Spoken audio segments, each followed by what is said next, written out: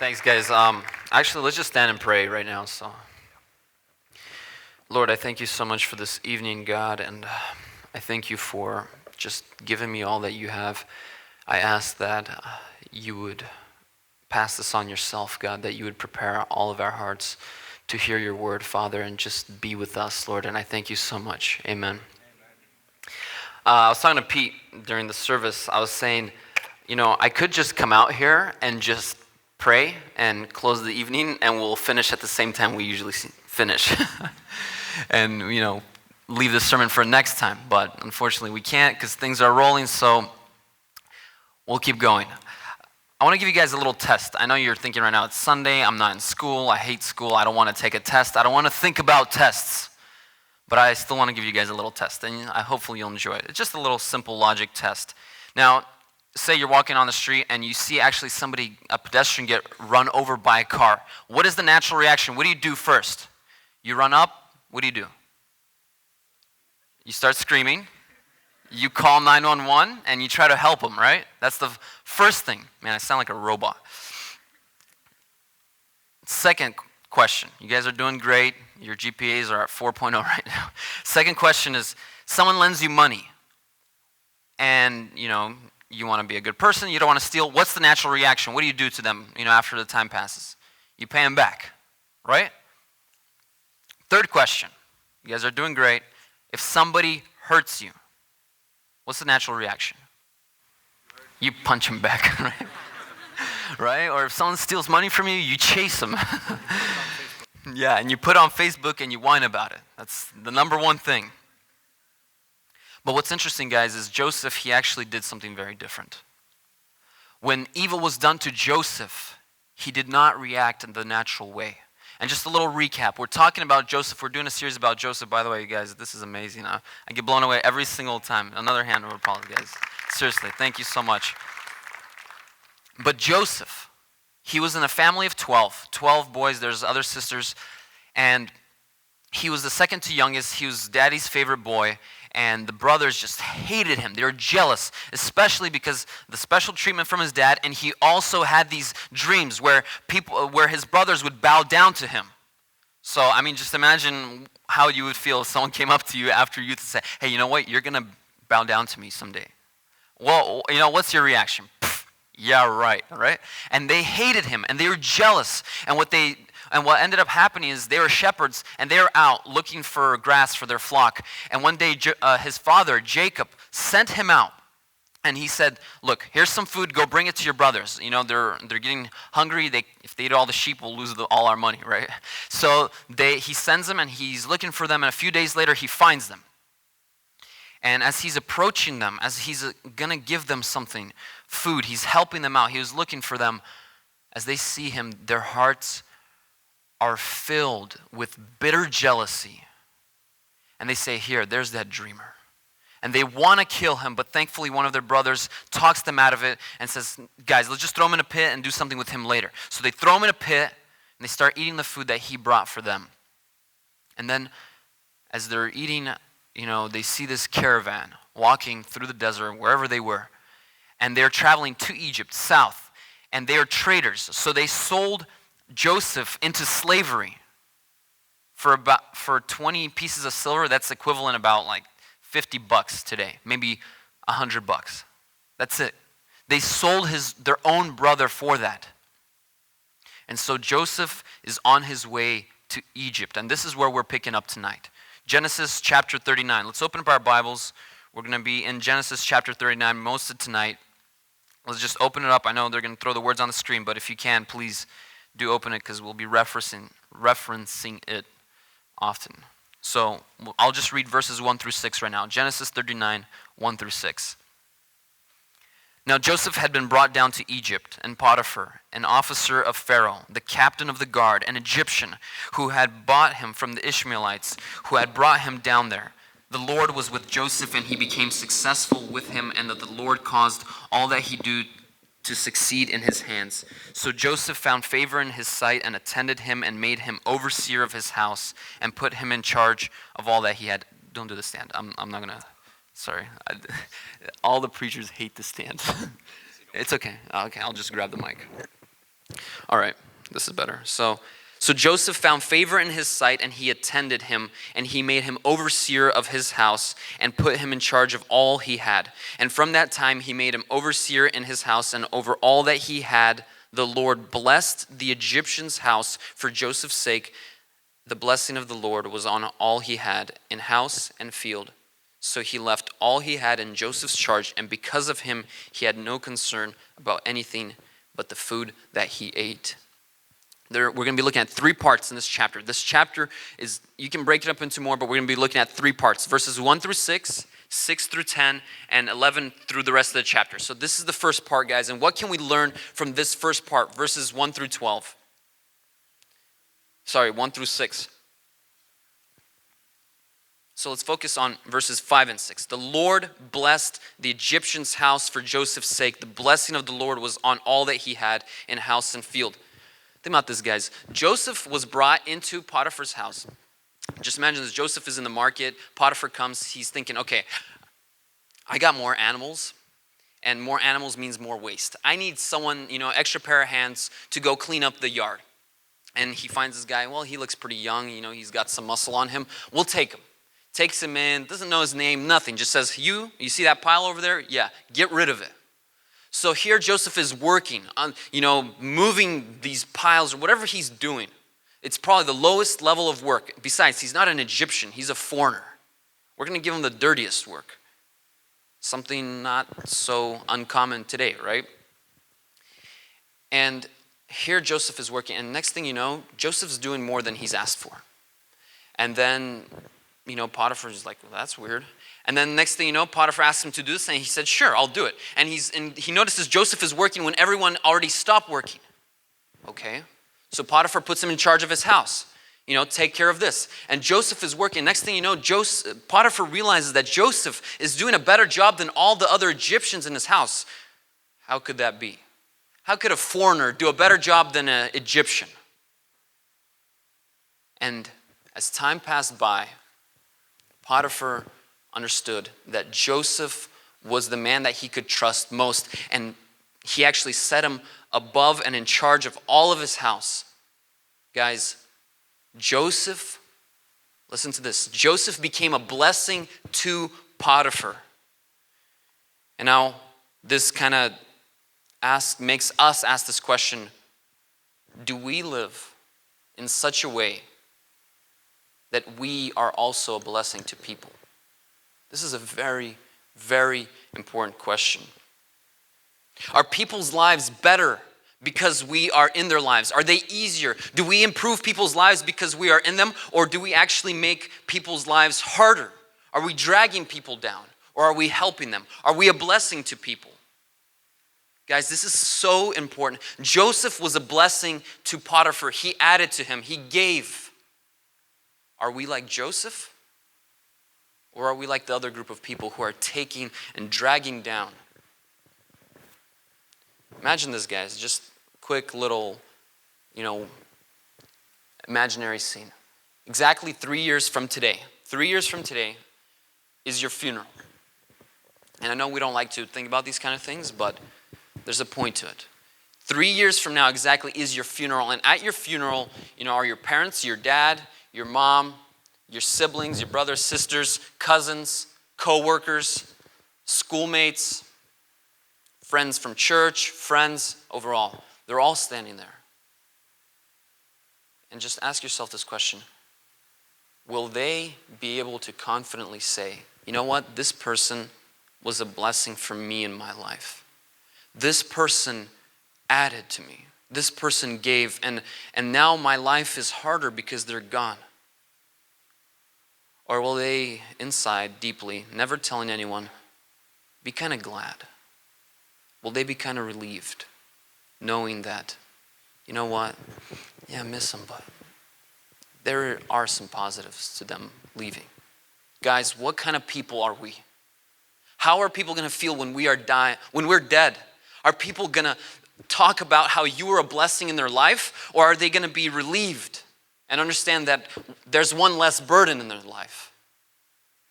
Joseph was one of those people who was a blessing, an immense blessing, huge. And this is what made him so special. He was a blessing to all the people around him. Not just Potiphar, to all the people around him. Or to put it another way, am I helpful or am I harmful, guys? Ask yourself. Am I looking out for the needs of other people, how I can help them, how I can improve their lives, make their lives easier? Or am I looking for what kind of benefit I can get from Pete, what kind of benefit I can get from Ed, from Mike? What can I get from them? What do they have? If they don't have anything, I don't even want to have anything to do with them. What kind of mentality, what kind of attitude do we have towards people? Am I being helpful or am I being harmful? Or another way to put it, are you lifting or are you leaning? Are you lifting up other people's burdens and problems, or are you leaning on them, dragging them down, holding them, slowing them down? I talked to an old man. He's in his 80s right now. I sat down with him and I said, you know, you've lived a very, very long life. Much longer than I have. You have seen a lot more than I have. You've experienced a lot more. If you could give yourself, when you were young, one piece of advice from your life, what would it be? What advice do you have for me as a young person? And guys, this is what he said. He brought up an analogy, and it kind of goes like this. You know how trees, they're really thick on the bottom, and they're really thin on the top. And say there's two people in a forest, and they cut the tree down. It falls, you cut off the branches. And in order to carry that log wherever you got to take it, you've got to lift it. You got to grab it. And I don't know who would, grab the log in the middle. Two people in the middle are just going to fall over. It's going to be a little seesaw for kids. You got to grab it on both ends. And someone's always going to get the heavier side and someone's always going to get the lighter side. And what he told me was this. He said, Peter, never grab the lighter side. He said, always grab the heavier side. And this is exactly what Joseph did. He was not a leaner. He lifted. He grabbed the harder job, the dirtier job, the job that nobody wanted, he did. And he was a blessing to people, guys. Or another way to put it is, am I giving or am I taking? And I want to ask you guys this. There's two people we're talking about right now.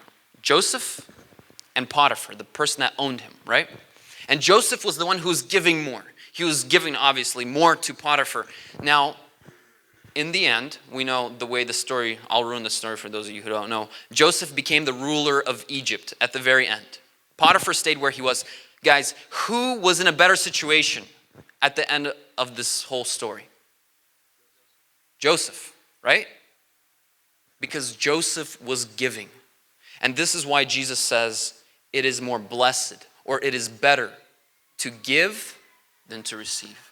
And because Joseph was giving, guys, he started out as a slave, as a nobody, as a piece of property. And he was giving and giving and giving and giving. And here you go, you watch him, and he went and became the ruler of the country. Do you guys think, look, when Joseph was being sold into slavery, do you think he ever imagined that he would be the king of the country he was being sold into that foreign language he's never heard or understood?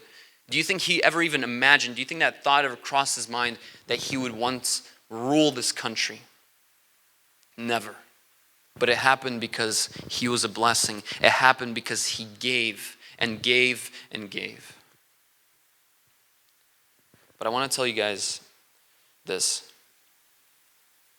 Just because I'm not saying it's wrong to have a problem in your life. I'm not saying it's wrong to have a burden and to come to people for help. Not at all, guys. I have lots of problems that I come and I ask people to help me and pray with me for them.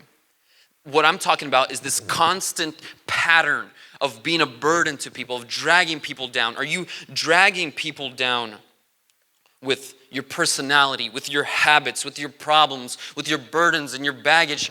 Are you one of those people that are constantly doing this? Are you one of those people who are lifting people up, building them, encouraging them, being a blessing to them, giving and not taking? Joseph was one of those. But he had a secret, guys. Joseph had a secret. And the secret is this.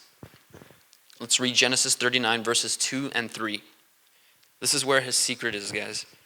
It says, verse 2, the Lord was with Joseph, and he became a successful man. He was in the house of his Egyptian master. His master saw that the Lord was with him and that the Lord caused all that he did and to succeed in his hands. Guys, this story, this series that we're going through, yes, we call it Joseph, but this story is not about Joseph. Guys, the main character in this story is not Joseph. So often we forget this. So often we think, oh yeah, Joseph, yeah, this is about Joseph, this is about Abraham. Guys, the Bible, all of it is about God. God is the main character. He is the running the whole show, and Joseph is just one of the actors in his story. And that's why it says that, verse 2, the Lord was with Joseph, and he became a successful man. He saw that the Lord was with him, and that the Lord caused him to succeed. It never says, I studied this whole passage, this whole chapter, it never says that Joseph was with the Lord. Oh, Joseph walked with the Lord. No, it doesn't say any of that. This story is not about a strong, smart, successful young man who overcame trials and became great in Egypt. No, guys. It's about the Lord. It's about God, who is running this whole universe, and he used Joseph, and he was with Joseph, and he used Joseph to be a blessing to people. That's who the story is about. It's about God. And so often we just get so carried away and we focus more on people than on God.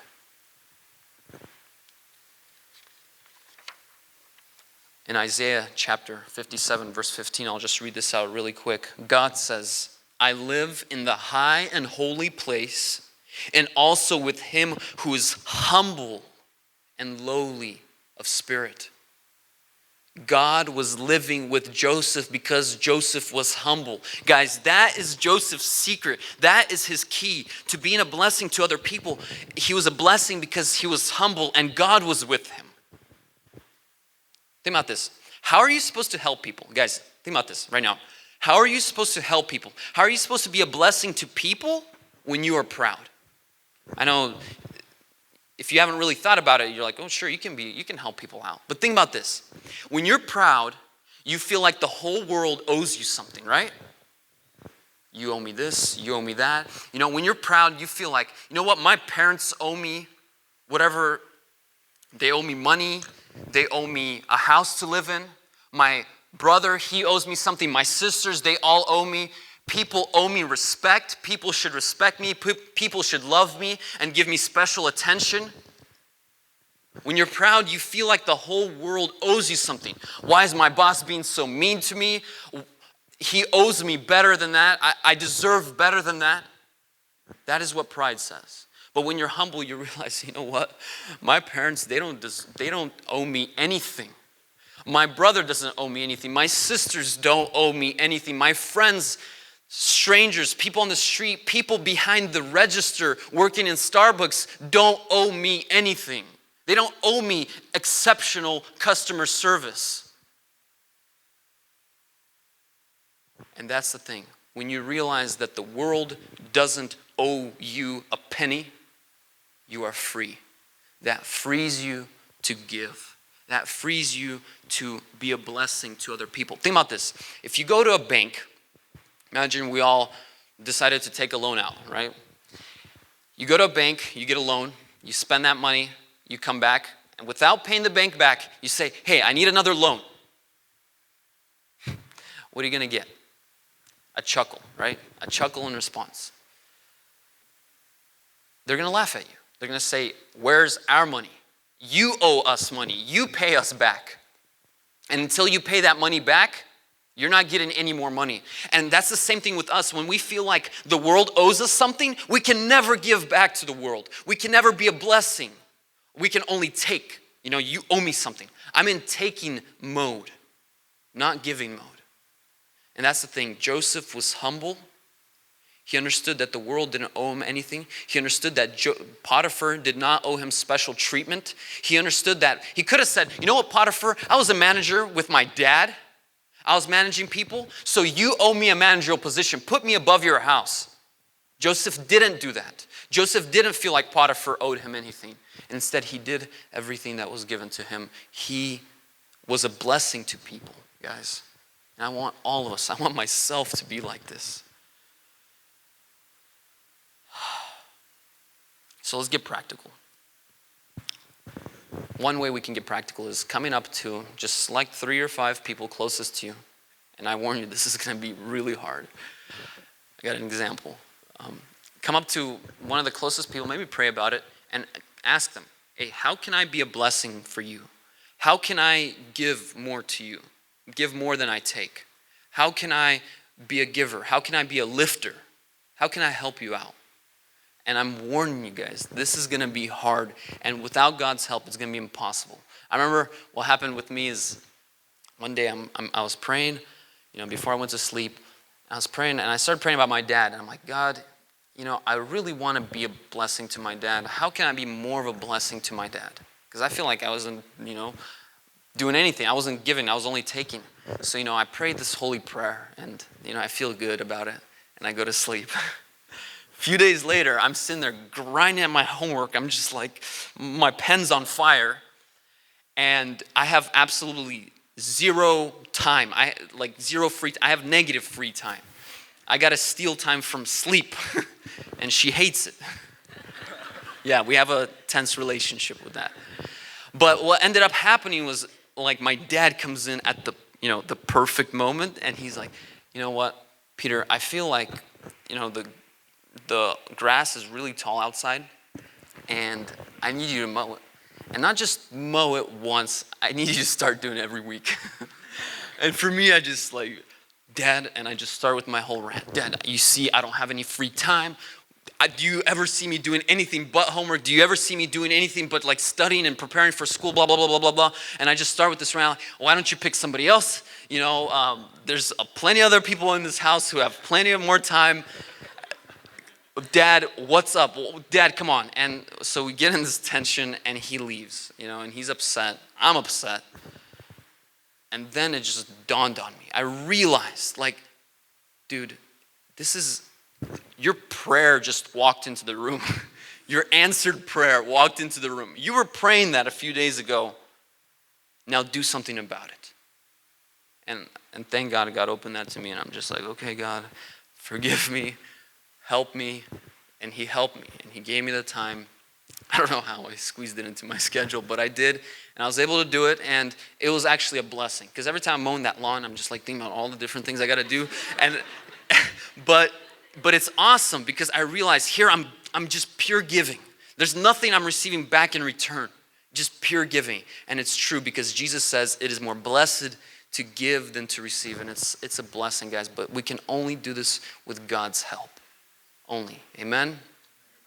So that's the first part that we looked at, verses 1-6, about Joseph being a giver. And are we being like Joseph? Are we giving, or are we taking and dragging people down with our burdens? The second passage we'll be exploring is verses 6-10. Now Joseph was handsome in form and appearance. And after a time, his master's wife cast her eyes on Joseph and said, lie with me. But he refused and said to his master's wife, behold, because of me, my master, guys, listen to this right here. Behold, this is his response. Behold, because of me, my master has no concern about anything in the house, and he has put everything that he has in my charge. He is not greater in this house than I am, nor has he kept back anything from me except yourself, because you are his wife. Pause right there. Who is he talking about right now? Potiphar, right? Okay, let's keep reading. How then can I do this great wickedness and sin against Potiphar? Is that what he says? Against God. Go back a verse. Rewind, guys. How can I do this great wickedness and sin against God? Isn't that a weird way to answer that? He's like, Potiphar trusted me with all these things. How can I then sin against God? I thought you were talking about Potiphar, Joseph. Why this weird, strange response? Why not say, if you want to be all holy and fit God in there, why not say Potiphar and God? But why does he say just God? He doesn't say anything else about Potiphar. Isn't that I don't know, that made me think. And what's interesting is there's another similar strange situation that happens like this in the Bible. And maybe most of you guys know about this. It's about King David. And he was the king of Israel, a very powerful nation at that time, superpower. And he loved his people and his people loved him. He was a great king. He was awesome. He made Israel succeed completely. He was loved by his people. And what ended up happening is later, usually the kings, I think they went out to go fight in the spring. And that year, he didn't go out to fight. And he woke up late in the morning, and late in the afternoon. We all heard this story, right? And he looks from the roof of his house, and he sees a woman bathing, Bathsheba. And what happened? He desired her in his heart. He had his servants bring him there, and he slept with her. He's like, okay, I'll just hide it, go back to your house. Next thing you know, she's pregnant. Uh-oh, we're in trouble, right? Israel's all this holy country with all these holy rules, and next thing you know, their role model, their leader, this great person just got one of his best soldiers' wives pregnant. That would definitely make mass media today, right? So what does he do? He goes and tries to hide it. Nothing works. So he ends up getting one of his best and trusted men killed out in the army, out during battle.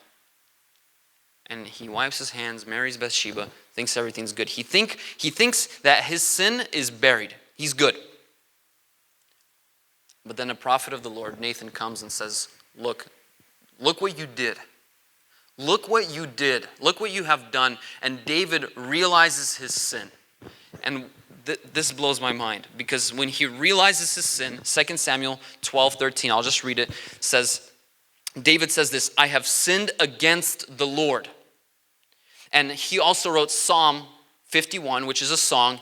And in that song, it's him talking to God, and he says, against you only have I sinned and done what is evil in your sight. I just want to yell, David, what are you talking about? You just killed one of your best men.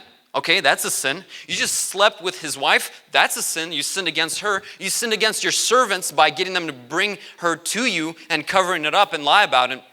You sinned against your generals by making him get killed. You sinned against your people by lying to them and trying to cover it up. What are you talking about that you sinned only against God? How? Just look at this damage, this trauma that you have done. How dare you even say that you sinned against only God? But the thing is, guys, the reason David, the reason Joseph talked like this, the reason they thought like this, the reason they seen the world like this is because they lived for an audience of one.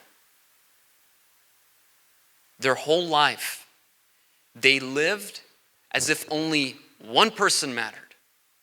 And only one person was watching, and that person is God. That is why Joseph said, how can I do this great sin against the Lord? Guys, if you live caring only about what God thinks about you, then you won't have to live your life caring what other people think about you. Let me repeat that again. I know it's a mouthful. If you live caring only what God thinks about you, then you won't have to live your life caring about what other people think about you. This is so true. And that's why David fell into sin, because he stopped caring what God thought about him. He started caring like, okay, I want her. Is anybody going to find out? Of course not. So he fell into sin. So he slept with her, and he got into more and more sin. When you stop caring about what God thinks about you, guys, you start caring about what people think about you, and then you just become miserable. There's a saying in Russian that you can't chase 2 rabbits at a time. If you chase both, how many you get? None, right? And it's the same thing. But I want to add that in this case, guys, it's a little different. If you chase the right rabbit, the other one will come to you. And that's a fact which has been proven in the life of Joseph over and over and over again. Was he not the most respected person in the world at that time? Was he not? Right. Who did he care about? Whose respect did he seek? Who did he care about most? What audience did he live for most? Only God. And Joseph lived for the audience of one, guys. And living like that is amazing.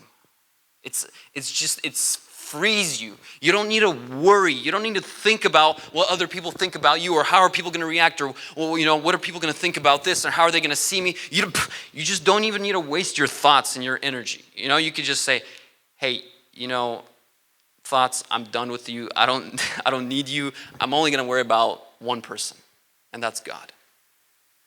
Guys, living life like that is amazing.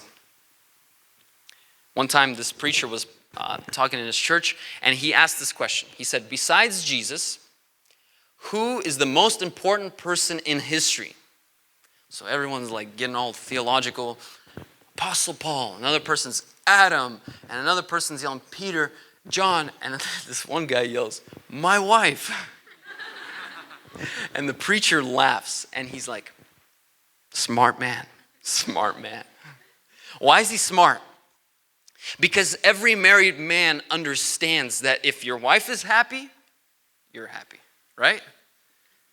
That's a law. And this guy knew what was up. But why is that? Because they are in a close relationship. And when someone very close to you is happy, you're happy. If they're sad, you're sad, right? And it's the same thing with us and God, guys. God loves you, guys. I just want to tell you this, that God truly loves you. God cares about you, and he cares about your life. He cares about all the problems in your life. Jesus says, come to me. And he says, come live with me, live life with me. And it's the same thing with us and God, guys. When God is happy with us, when we please him, when we care about what he thinks about us, we will be happy. We will be blessed, just like Joseph was.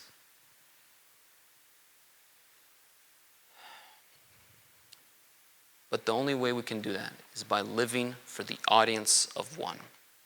Just like that guy who yelled out, my wife.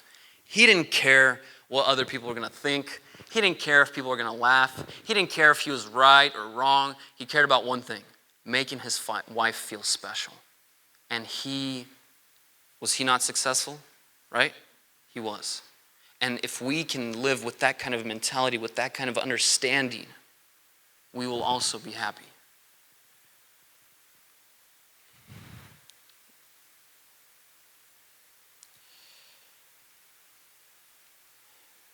Guys, Joseph knew that he could get away with sleeping with Potiphar's wife.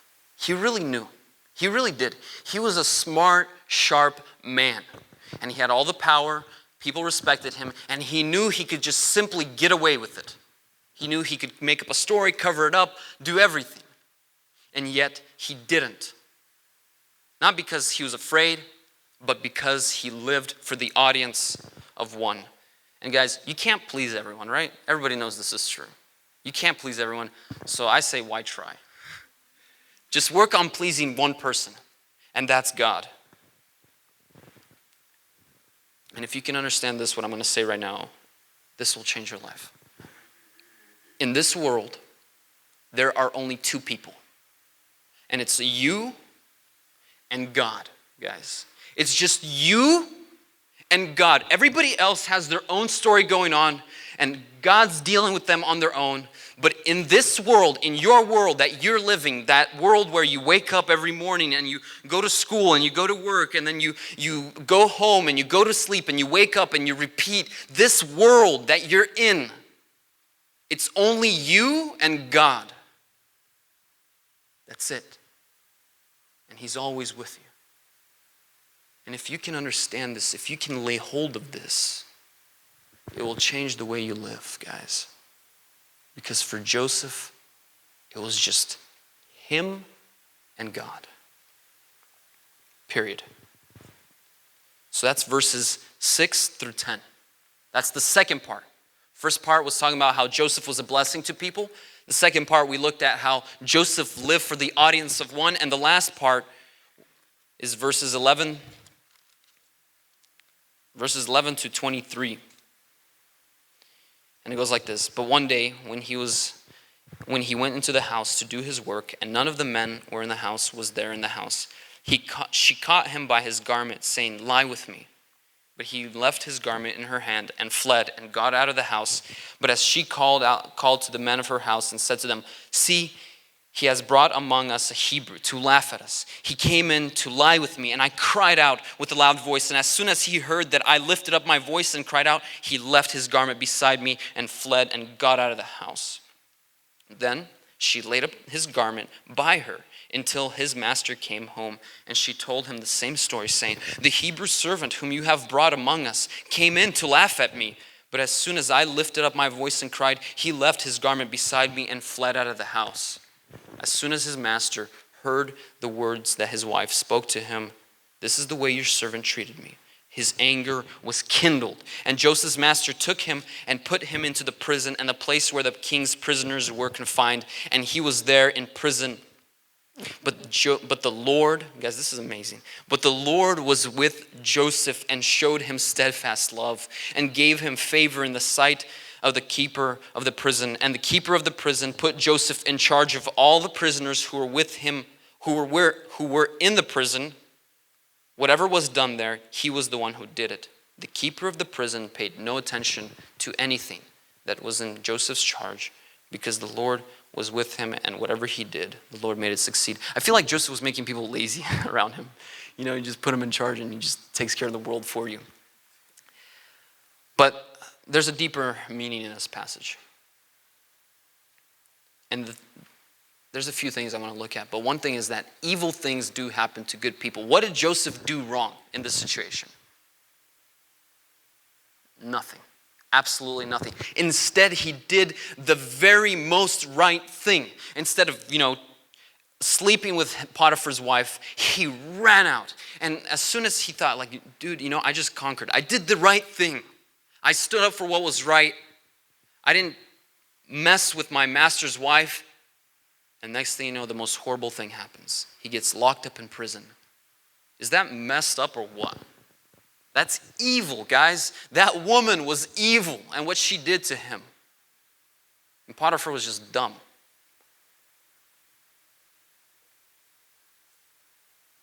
Why do evil things happen to good people, guys? Why do evil things happen to good people? And I want to say that just because something evil happened to someone doesn't mean they deserved it. Think about the story of Job. He was a man who had a lot of money. He was like the Bill Gates. He had a lot of money. He had his children, he had a wife, friends. In one day, he lost all of it. He lost all his money. All his children were killed. His wife told him to curse God and left him. His friends came and started just bagging on him. Yet he did nothing wrong. Guys, the reason I'm putting this point in here is because this is convicting to me. Often, when we hear something bad happens to people, we are so good at knowing what God is doing in their life. Oh, and he got into that car accident because he did this, or he was doing that. We're so good at knowing what God is doing in other people's lives, and yet we're so blind to what God is doing in our life. It's something convicting for me. I just want to share that, guys. But what's amazing in this story is that the Lord was with Joseph. Verse 21, the Lord was with Joseph. Verse 23, the Lord was with him, and whatever he did, the Lord made it succeed. Guys, this story is not about Joseph. It's about the Lord who is in control when things are going good. And it's about the Lord who is in control when things are going bad, when things are dark, and when we feel alone, the Lord is still there. And he's guiding us, just as he was with Joseph in prison. The story is about the Lord, who is a God who cares about his children. He doesn't leave his children to deal with their problems alone. He's there, guys. He's there. God is with you in your hard times. Guys, I just want to tell you this because this is what the Bible tells us. God is there with you in your darkest moments. And if you're going through a hard time right now, God is there with you. He's there with you when you get into that car accident. He's there with you when you are having problems with relationships, problems in your family. He's there with you when you lose a loved one. He's with you when you are under stress and when you're worried. 1 Peter 5:7 says, cast all your problems, like throw all your problems on the Lord because He cares for you. God is there with you, guys. He's there with me, and I thank Him and I praise Him for that, guys. You just have to remember that. You have to realize that. But if God isn't with you, you have to make things right between you and Him. You have to get straight with God for Him to be with you.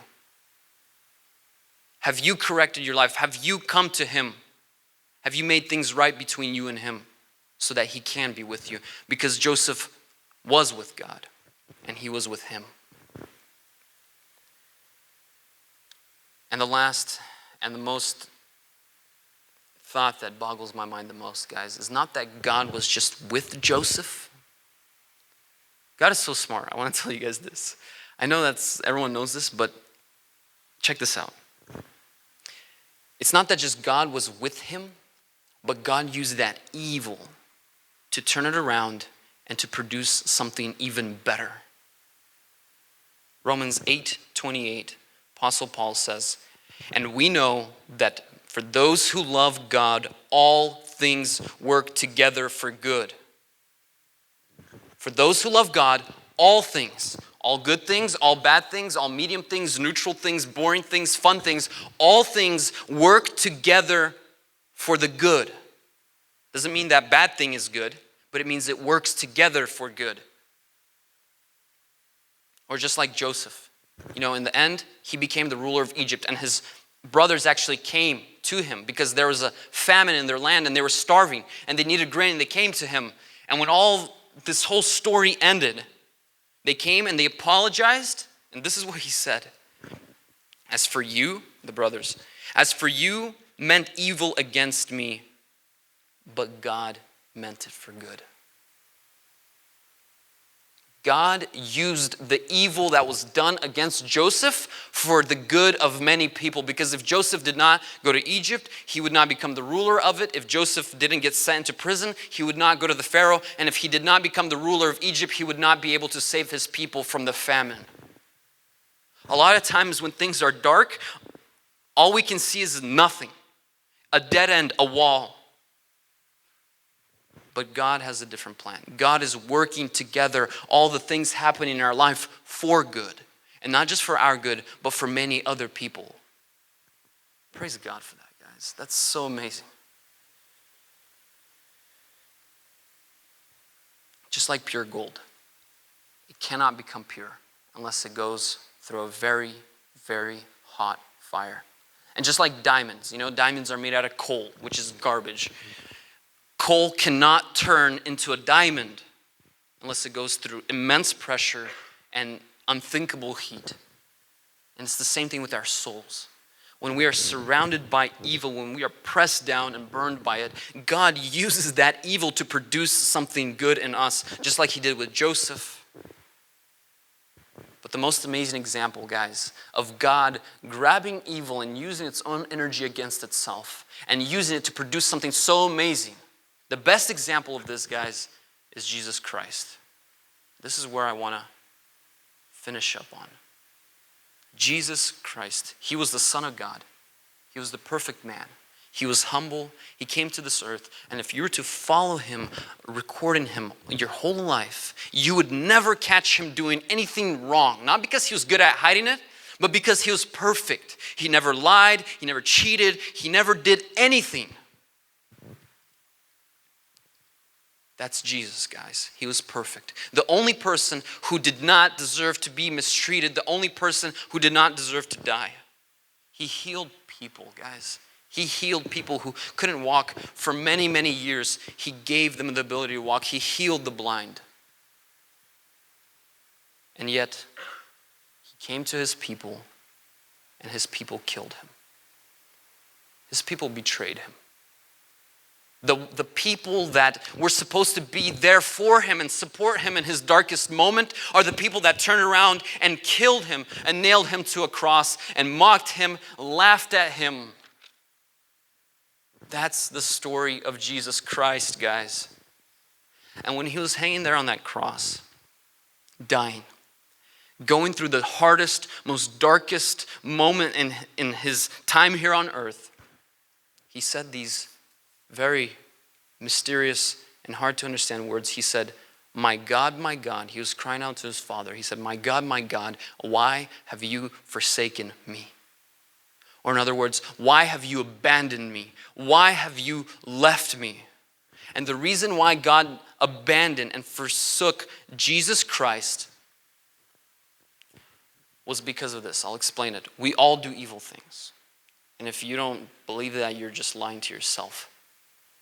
We all do evil things. And God is pure and holy, and he has no evil in his life whatsoever at all. And he cannot stand evil.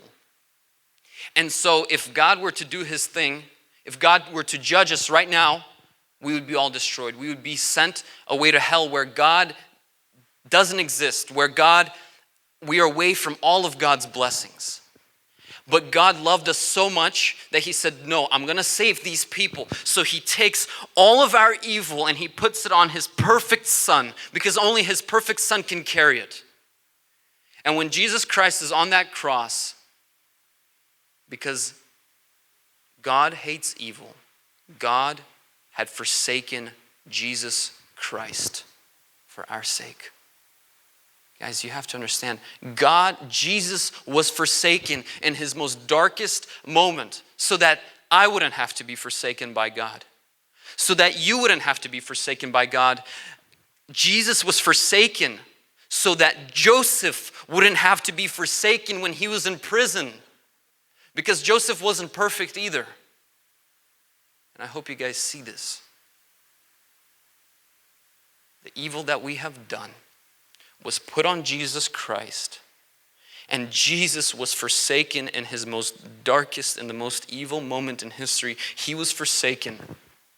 He was abandoned by his daddy so that we wouldn't have to be forsaken when we go through the dark moments in our life. But what's even more amazing is that God doesn't stop there. God raised him from the dead. God gave him life. God took him back in 3 days. He raised him from the dead, and he made him sit on the throne of God so that Jesus would now rule the universe, and Jesus now has all power over everything, and every knee will bow to him. Every single knee, guys. God used this unthinkably evil thing where Jesus was betrayed by his own, forsaken by God, so that we wouldn't have to be, and so that Jesus can reign and rule in power and glory. Guys, this story is not about Joseph. This series is not about Joseph. This life that we're living right now is not about us. It's about God. It's about the Lord, guys. And Joseph was just a shadow. He was a little preview of what Jesus Christ would do. Joseph went through evil so that good can happen. And Joseph was a little shadow of what Jesus Christ did. Guys, that's amazing. And that just shows that this story is not about Joseph. This story is about God and how he makes people become a blessing to others. The story is about God and how he is the only audience worth living for. The story is about God who is there with his children in their darkest moments. And lastly, this story is about the all-wise God who takes evil and uses it for our own good. Just like he did with Joseph and Jesus. Amen.